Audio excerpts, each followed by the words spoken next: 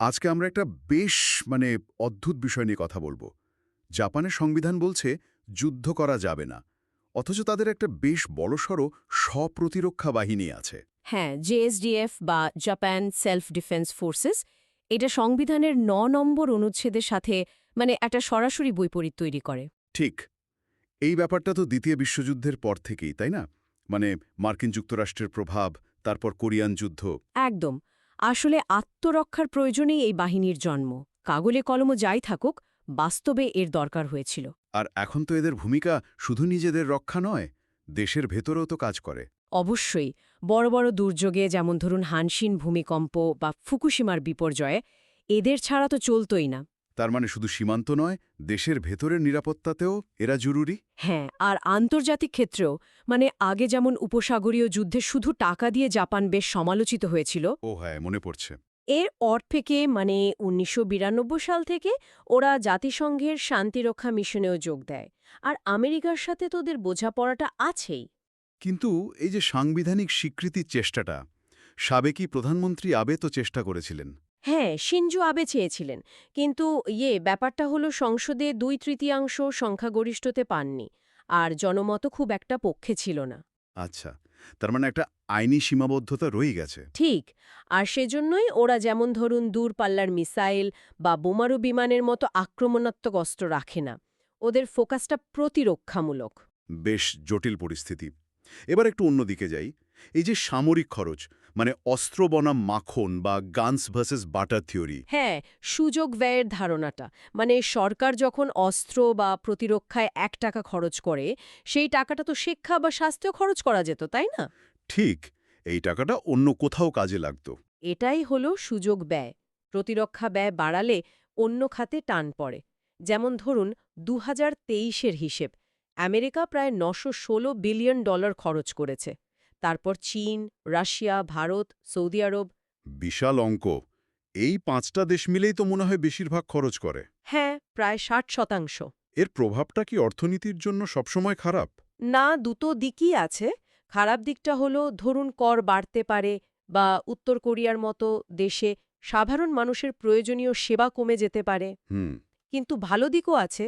সামরিক খরচ কিন্তু মানে চাকরি তৈরি করে, বেসরকারি খাতে চাহিদা বাড়ায়। আচ্ছা, যেমন অস্ত্র নির্মাতা বা ওই জাতীয়। শুধু তাই না, ধরুন একটা মিলিটারি বেসের আশেপাশে যে ছোট দোকানপাট, রেস্টুরেন্ট, সেগুলোর ব্যবসাও তো চলে। সত্যি। আবার দেখুন, অনেক প্রযুক্তি যেগুলো আমরা এখন ব্যবহার করি, মাইক্রোওয়েভ, ইন্টারনেট, জিপিএস, এমনকি ড্রোন, এগুলোর শুরুটা কিন্তু মিলিটারি গবেষণা থেকেই। এটা একটা ইন্টারেস্টিং পয়েন্ট। তাহলে এই অস্ত্র বনাম মাখনের নিরিখে যদি আমরা জাপান, সৌদি আরব আর বাংলাদেশকে দেখি, বেশ তফাৎ দেখা যায়। জাপান যেমন জিডিপির মাত্র ১.২% মতো প্রতিরক্ষা খাতে খরচ করে, লক্ষ্য অবশ্য ২%। কিন্তু ওরা অন্যদিকে বেশি খরচ করে। হ্যাঁ, গবেষণা আর উন্নয়নে অনেক বেশি জোর দেয়, প্রায় ৩.৭% জিডিপির। সামাজিক নিরাপত্তা, স্বাস্থ্য, এগুলোতেও বরাদ্দ প্রচুর, প্রায় ১১% জিডিপির। আর সৌদি আরব, ওদের তো তেল আছে, তাই হয়তো কৌশলটা ভিন্ন। একদম। ওরা প্রতিরক্ষা খাতে অনেক বেশি খরচ করে, জিডিপির প্রায় ৭%। কিন্তু একই সাথে ওরা ভিশন 2030 নিয়ে অর্থনীতিকে তেল নির্ভরতা থেকে সরাতে চাইছে। ও, ওই যে নিয়ম সিটির মতো বড় প্রজেক্ট। হ্যাঁ, প্রযুক্তিতে বিপুল বিনিয়োগ, অবকাঠামোতে প্রায় $১৪৭ বিলিয়ন, ডিজিটালাইজেশনে প্রায় $২৫ বিলিয়ন।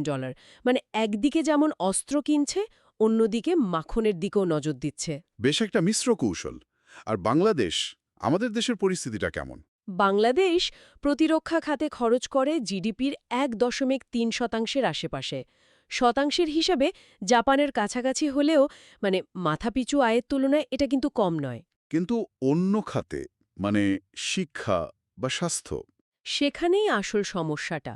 গবেষণা বা উচ্চশিক্ষায় বরাদ্দ জিডিপির ১%-এরও কম, আর স্বাস্থ্য খাতে তো আরও কম, ০.৭%-এর মতো। তার মানে চিকিৎসার জন্য মানুষকে নিজের পকেট থেকে অনেক বেশি খরচ করতে হচ্ছে।